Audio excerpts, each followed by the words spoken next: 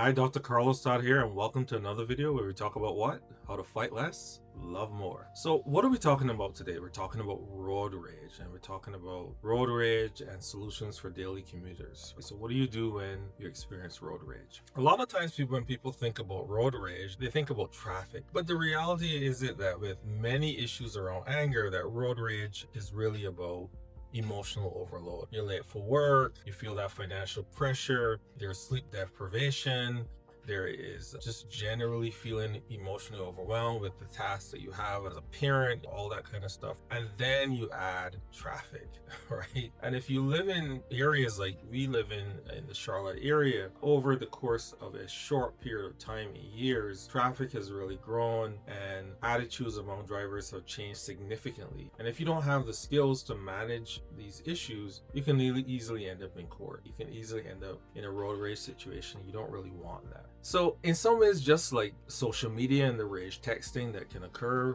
between yourself and some unknown person, right, or somebody that you know, but there's that computer wall behind you. A car in some ways can provide emotional buffer, right, a wall that goes up. So one of the first things I want you to consider when we talk about road rage is that driving itself, being in a vehicle, can provide an emotional buffer. People feel safe inside the vehicle, right? They feel anonymous, they feel disconnected from the rest of the environment, right? They're emotionally detached from what's happening. They feel more comfortable to yell and to scream and to make aggressive gestures, right? And behave aggressively because in some ways it feels like being in that car is safe. People oftentimes don't really recognize this emotional detachment that they're feeling, right? Because of that general sense of safety. And so it's something to pay attention to. They don't realize that for them and for other drivers, they don't recognize that that person may be going through stressors also.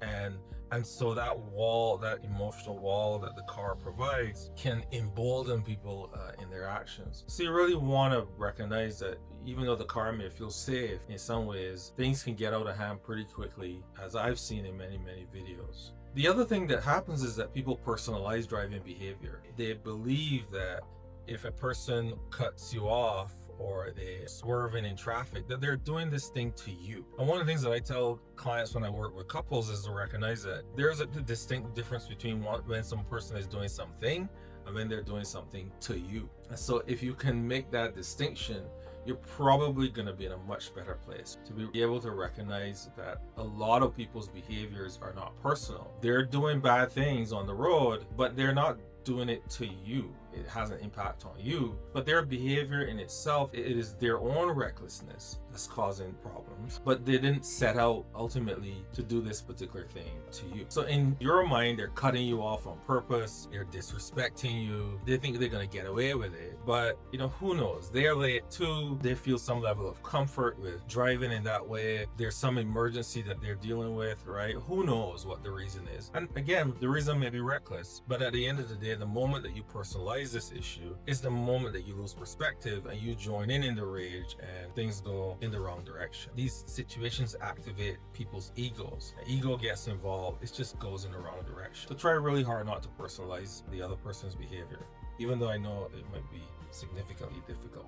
And in the comments, tell me if personalizing the other person's behavior is something that you do and how you've been able to deal with some of these issues that have come up while driving. The other point here is stress outside of the car comes into the car, right? What do I mean by that? The stressors, the events that are going on for other people, right? Their own relationship issues, their own work pressures, their financial issues now are bearing down or seemingly bearing down on you. And their stress now becomes your stress. And that in itself, it adds to the exhaustion that people feel. The morning stress of trying to get to work, end of day stress associated with exhaustion, all these things kind of play a role in how the other person tends to respond and how you respond. And so sometimes it's important to recognize that the enemy here really is stress. Everybody's stressed. And you take it up a notch, you do something crazy, then you add to the stress, and that really takes us nowhere. Another important point here is recognizing that the body escalates extremely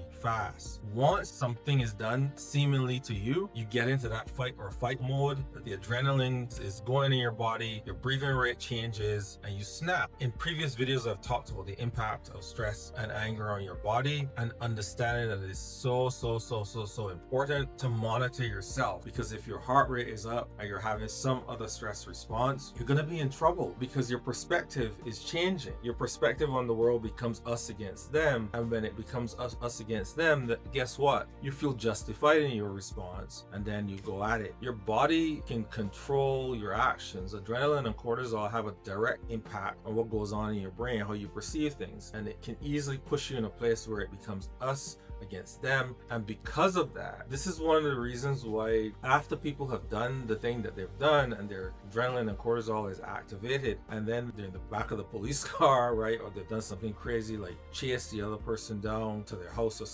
something like that, and then there are consequences to this. And so when that adrenaline and cortisol comes down, it's kind of like, why did I do that? And the reason why you respond like, why did I do that, is because of the fact that the adrenaline and cortisol is no longer there at the levels that it was during the incident. So who's in control of your body, you, or your body's in control of you? Which one is it? And so recognizing when your heart rate is up or you have some kind of stress response, you've already lost perspective and you need to stop. You need to kind of bring yourself down. That's the focus. The other thing is that aggressive driving can become habitual. You start doing it, then your body gets into this automatic response, and if you don't intercept it, it almost is addictive. You have to respond a particular way. Now you're in a situation where, because of habit, your patience increases, your emotional reactivity increases, and your tolerance for things decrease over time. The things that you tolerate become less and less and less, and we learn these aggressive patterns, right? They're not things that you do instinctively. Your aggressive driving before, and you have your 3-year-old 4-year-old in the car and they're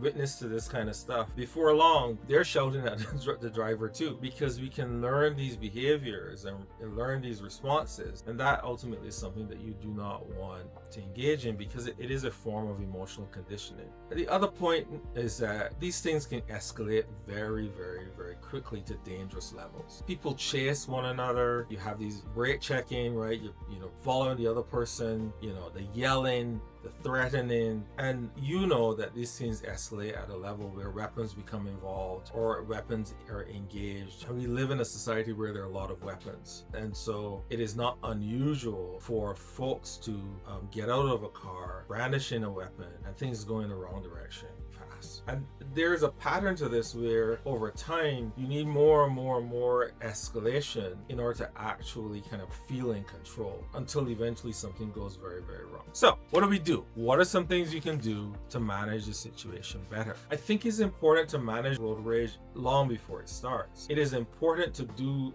helpful things like leave earlier, reduce rushing, learn to calm your nervous system. Understand that you need to get more of an awareness of how your body responds under stress, how you navigate stress. So I tell folks, from the top of your head to the tip of your toe, pay attention. What kinds of stress responses do you have? Because everybody's different. Some people get tightness in the chest, tightness in the neck, tightness in the forehead, dry mouth, sweaty palms. They start talking faster or louder. It just varies their responses. A little bit of tension in the tummy or the lower back, right? Tension in the legs, sweaty feet. The point here is that if you can recognize these responses, once you have that physical response, know that how you're perceiving what you're seeing is oftentimes not necessarily the only way to perceive that situation. And if you're perceiving the situation in an adversarial way, then it really is time for you to pull back. Slow your driving down, change lanes away from that person, and be on your merry way to where you need to go. But you need to practice beforehand, learning how to downregulate. It is important, as I said earlier, to not personalize these situations. Most of these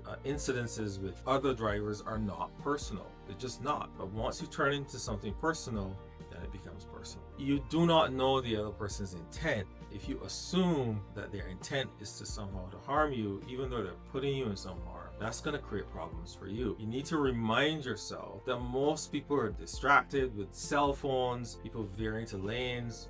There are all kinds of reactions that people have that one needs to kind of pay attention to and recognize that these things are oftentimes not personal. When you roll down your window and you say that thing, then it becomes personal, and then it just goes from there. One of the biggest skills that you can learn is to pause. If for no other reason than one, it is no longer a situation where these things are shouting match. These situations can become life-threatening. And so if they can become life-threatening, it is an absolute waste of time to engage with somebody that you don't know their intent, and create a situation which was unnecessary. So go on your merry way, get to work, get to wherever you're going, and avoid these situations. You're not a punk because you avoided a situation. As a matter of fact, you're saving and protecting your life for your partner, for your children, and so on. To me, it's the better way. Play music that helps calm you, so you keep that adrenaline and cortisol under control, right? Learn breathing techniques. Reframe the situation. Tell yourself that there is a distinct possibility that I may meet somebody on the road who is not an erratic driver for some reason. It's likely to happen. It happens to me almost every time that I drive, but I'm focused on the direction that I'm going, not anything else. So you want to emotionally prepare for the commute. That's it. So that's the end of this video, right? If you want more courses on how to address aggressive driving, click the link below. We have a course where we help drivers who have gotten themselves into trouble, unfortunately, but there are also same courses for people who want to learn how to deal with aggressive driving, how to not be an aggressive driver. We have courses for them